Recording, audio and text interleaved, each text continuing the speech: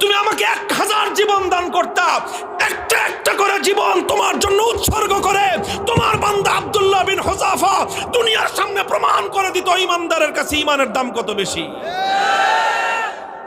এই জন্য কান্দি বেটা, আহাম্মক জানি কথাকার। তুই মনে করছিস যে মুসলমান জীবনের মায়ায় কান্দে? আরে মুসলমান তো বিশ্বাস করে যে যতদিন বেঁচে আছি ততদিন কষ্টে আছি, আল্লাহর জন্য জীবন দিব আর জান্নাতে যাব। কি বলেন? সন্দেহ আছে? আল্লাহর জন্য জীবন দেওয়ার মধ্যে আর জান্নাতের মধ্যখানে কোনো দূরত্ব নাই, কোনো দূরত্ব নাই। তুমি জীবন দিবা আল্লাহর জন্য আর জান্নাতে যাবা। তাহলে ভয় কারে দেখাও মিয়া? আমার কাছে একটা জিনিসই আমার বুঝে আসছে যে বেটা তোমরা যদি বাতিলের উপর থেকে নমনীয় না হতে পারো, আমি হকের উপর থেকে নমনীয় কোন দুঃখে হব? হযরত ওমরের থিওরি ছিল যে আলাইসা কাতলাহুম ফিন নার ওয়া কাতলানা ফিল জান্নাহ।